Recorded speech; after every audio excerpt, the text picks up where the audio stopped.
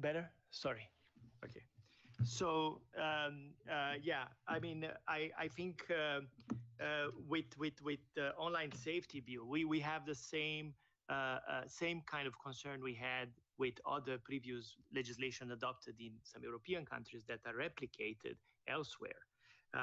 We have the problem with the vague definition of what would be the harms and to be covered by this law. So there's still very broad categories of content that could be considered offensive, indecent, obscene, that could be targeted by this new piece of legislation. There are also serious concerns with the immense powers it gives to the Office of Communications, Ofcom, in the preparation of codes of practice and in the implementation of these norms. This is a typical channel for abuse in other locations where rule of law guarantees are not there, and even in the UK context, every time you create a channel that it's too close to government authorities, you offer risk for abuse. There are also risks to privacy, of course, because it has lots of requirements on providing information that could undermine encryption, which is another aspect of concern that we see in other legislation around the world. So it has some of these typical features that we see in this sequence of norms that we just spoke about. Thanks. Thanks, Marcelo. And I see a question by Nick, and I'll come to you next. But just to add on to that briefly, sorry for the long answer, but Marcelo referenced sort of other European models. The one that we wanted to flag, of course, is the German NetzDG law, which is not only a major one, but one that has been replicated in dozens of countries in various forms.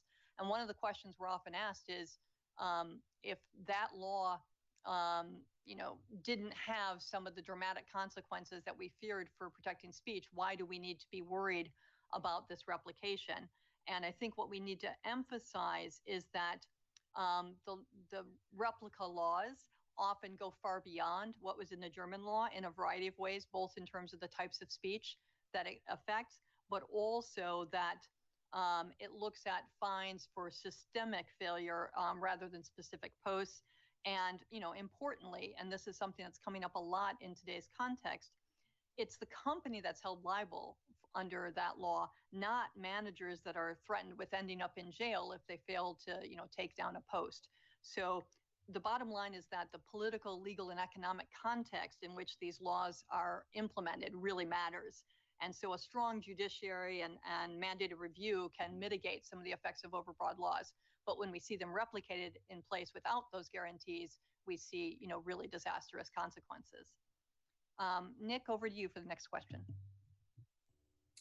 Yeah, thank you. I'm sorry, my internet connection is so bad. I've missed chunks of what you've been talking about, so I hope I'm not asking you to repeat. But I did catch you, Peggy, saying something about people, some of the mechanisms for protecting speech are likely to affect the people you're trying to protect more than the people you're trying to protect them against. And I just wonder if you could elaborate a little bit on how that works and where you find that most evident. And that leads me to also a question about really where do you see best practice legislation here? You speak of the laws of raising particular issues and problems. Is there a model code that anybody could point to as a good point of departure? Thanks. Great, thanks very much, Nick, and sorry about the sound quality. We will distribute the statement that we delivered, so if that's helpful later. But the first part of your question was about the fact that some of these measures that are designed to protect people can ultimately have a negative impact on the various people they're trying to protect. I don't have a specific case study that I can point to on that for you, but what I would say is that what we see is the real impact of these measures on oppositional speech and on civil society. I mean, and journalists We see that happening from context to context, where the types of speech that are really in many cases the most important for us to have public space for are the speech that's being affected, and those are the people that are often being detained and arrested. The statistic I cited was that, and it's a study that was done and published by Vox, that found that hate speech detectors were 1.5 times more likely to flag content by Black people as inappropriate than content by white users. So, we can't take that one statistic too far, but the reality is, the point is, we have to be very careful about using automated approaches, and we need human review of complex decisions. So, we can't expect that that simply putting in place the right algorithm is going to get rid of everything we want to get rid of online. And any approach that would try to do that comprehensively would likely have really adverse impacts by bringing in lots and lots of speech that really ought to be there and needs to be there for our societies to operate effectively as well. The second part of your question was one that we were hoping somebody would ask, because it's a really important one, which is about, is there, we're quite critical of the existing models of legislation. Is there a model law that we think is one that we want to see replicated? In my notes was a call for the fact that that's one of the things that we're really looking for, is to try to get some of the states that are legislating right now to really engage in a serious, thoughtful process, to bring in and consult with those that have expertise on these issues, to learn from the examples that we're citing here and many, many others, and to really make a better law. And then, once you've made the better law, really monitor it to see if you've gotten it right and whether there have been mistakes. The place where this is coming up right now, and it's a really important environment for this conversation, is within the European Union, which is considering a comprehensive Digital Services Act. And we know that what the EU will do in this space will be very influential. Look at the impact that the GDPR on data protection issued by the EU had. So it will be influential for both good and for bad. And we do see some promising approaches, as we mentioned, in the Digital Services Act, referred to as the DSA. But there's still some work to be done in our view to come up with legislation that's the model that we're looking for. I'd point out a couple of issues in it that we still have. One is the use of trusted flaggers. Under the law enforcement agencies, for example, will be able themselves to remove content and bypass some of the procedural standards and judicial review that we think is really necessary. Also, we think this is an opportunity to look more carefully at micro-targeted advertising and the impacts of that on our societies, and would encourage that to be picked up as well. And thirdly, we're looking at oversight rules and how oversight works within this type of legislation. And in this instance, we really want to emphasize the need for oversight to be insulated from political and commercial influences. And so to really set in place an independent oversight mechanism for how this is put in place. I wanted to also emphasize, though, that within the EU context, it's not just the DSA that is relevant to these discussions of freedom of expression online. There were new EU rules that came into effect on removing terrorist content online just on June 7th. And they give online platforms only 1 hour to act in removing or evaluating content. And we're concerned that that short time limit will result in overbroad takedowns. And we've urged the European Commission to closely monitor the impact of those rules and revise as needed. So that's an example of a place where the type of oversight I was mentioning would be really helpful. I'm looking to see other questions, and I don't see any off the top. Do any of my colleagues have things that I've missed that you'd like to add in? Scott, anything from your end? Not seeing any. Tim, Marcelo? No? Yeah, go ahead. Just a short point. I think one clear point here is that when, for example, with these confusing signals, clarity is essential when you regulate expression. And with these overlapping different norms and different attempts from different sides and done just out like as a reaction to different events accumulating, the system that is created is a system that is extremely confusing. And it's hard for the companies, it's hard for the users, and ultimately hard even for the courts to then make their minds about what is permitted, what's not, how it's going to be implemented. So clarity is some aspect that we need to look at, and that it's concerning where any time that a government takes action too fast and without consultation. And I don't believe I see any other. Christopher Vogt, I now see. Please. Sorry, my mic wasn't on. Christopher Vogt, you had a question? Hi, I'm Chris Vogt. I work for Agence France Presse. I just had a question. There seems to be a big tension between the speed of internet, the sheer size of the data that comes out, and the solution that you offer, which is for complex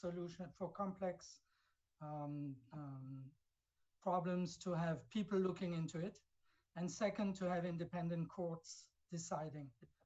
This is all on a time span that is completely different from what you have on the internet. And meanwhile, the message keeps going on. So how do you reconcile those two very different speeds and possibilities to manage the data? Great. I'll take an initial stab, but I think my colleagues may want to come in on this, Christophe, and sorry for not getting your name right the first time. I think it's really a valid and important question, and it's one where there isn't slam dunk answer that will solve the problems of the scale and speed required to do these things. And we will always be trying to do things at scale as quickly as needed to protect rights while infringing on rights as minimally as possible. That's what the whole standards of necessity and proportionality are about. But what we do find, we're not saying that every decision needs to be subjected to human review. But what we're saying is there are ways to bring human review into the process that can ensure that the algorithmic approaches are working effectively.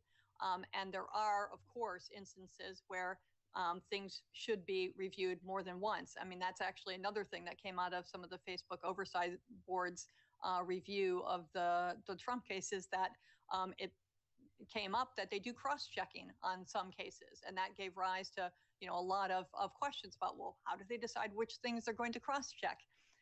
But the idea that some sort of cross-checking on certain types of things that could have enormous societal impact is appropriate, I think we can probably all agree on. So we need to find those solutions to allow it to be done at scale and at speed. If we look at the German NetzDG law, I think that was one of the big questions, because it is a very quick timeline. And as I said, I think what we've seen is that while there have been some takedowns of protected speech, it has not had the huge ripple effect that it might have.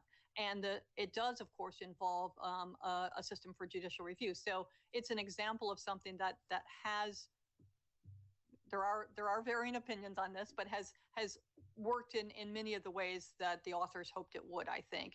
And so, we can learn from it and improve on it, and hopefully address those questions of scale and speed.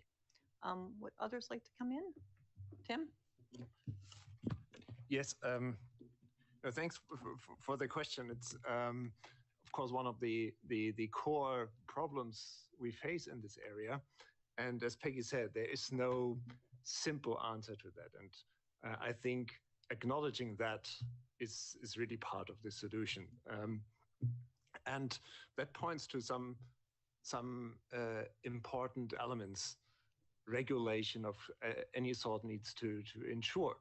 So we have mass decisions, but we as the public know very little about how they are being done, what the impacts are, etc. So that points to the need to have a massive increase of transparency about decision-making processes. Only that can enable an appropriate level of accountability. So actually people can go back to the companies and say, hey, here was a problem, please fix it. That points to the need to have avenues for review, for remedies, etc., if there are mistakes that are being done. And that also points again to something we have referred to several times: the need to keep these processes as far removed as possible from undue political influence, and hence the involvement of independent judiciary bodies. Hence the need to have oversight that is not linked to a ministry of some sort. And that's actually something that we see all around the world now happening. Even the online safety bill we mentioned before has one part where the Secretary of State can determine the strategic direction of Ofcom, which really collides with the idea of independence. And you see it in many other instruments we have referred to, Singapore, India, where various authorities can just go to Twitter and say, please take this down. So there's not one single solution, but we need to have a whole set. And I don't think this will be easy. I don't think this will be free of mistakes. But what we need to keep in mind, there will certainly not be a solution if we abandon the fundamental principles we have built our societies on. And this is rule of law, democracy, and human rights. Thanks, Tim. I don't see any hands, but I see Nick coming, Bruce, that your hand is up. I'm not sure if that's still up from before, if you had another question. I have another question, yeah, if I may. Simply to ask whether we're reaching the point where we could use another mandate holder to essentially address these particular issues, given the rapid expansion of issues, the extraordinary scope of the problems. I mean, at the moment, it sort of seems to fall on the head of the freedom of expression, but we're talking about issues that go beyond freedom of expression and raise fairly complex issues. So I just wonder if you feel that we've reached a point where we need another mandate, or we need some other form of ombudsman, neutral arbiter to provide a point of reference for civil society and state. Great. Thanks, Nick. So Nick's question was about whether we need another mandate to go beyond the Special Rapporteur on freedom of expression and potentially have more in place to look at these issues and provide guidance on them. This is a question that you won't be surprised to hear that we've talked about a lot within our office.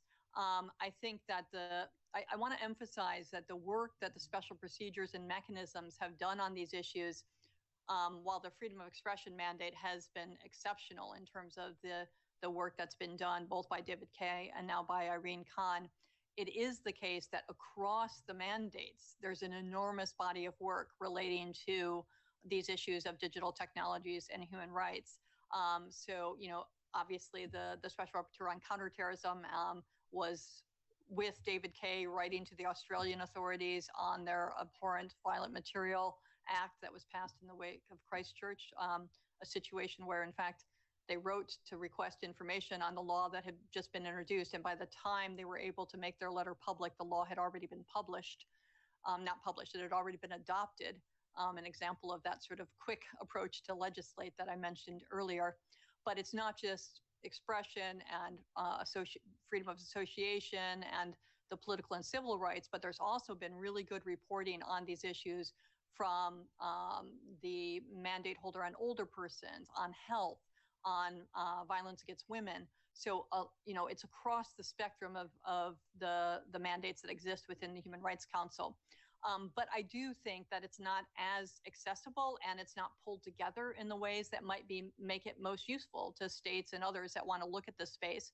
We've made one step in that direction. So it's my chance to advertise for you the digital hub that's been created that pulls together all of those special procedures reports that relate to this. And I'm going to let Scott give you the website address because I don't have it in front of me.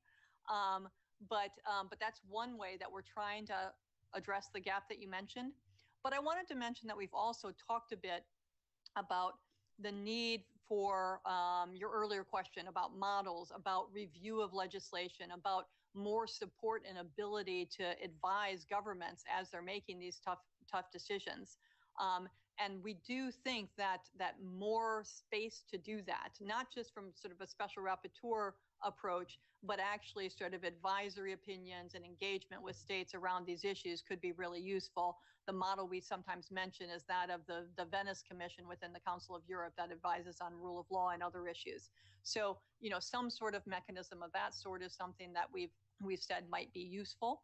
And obviously, there's the new Office of the Tech Envoy set up by the Secretary General that we, will obviously have some role in the space and will, I'm sure, be advising and supporting on this.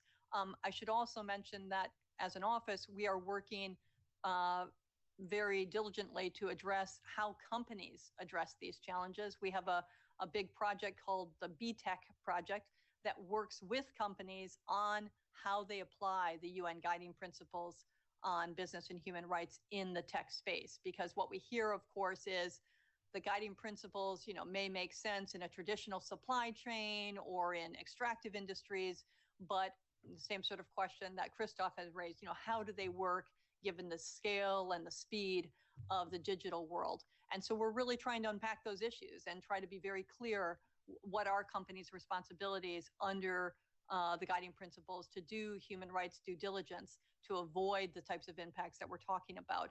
And that guidance also even looks, for example, at business models and the extent to which they need to look at their business models and the extent their business models actually feed some of the offline harms that we're talking about here. Scott, over to you for any additional comments and the link to the website.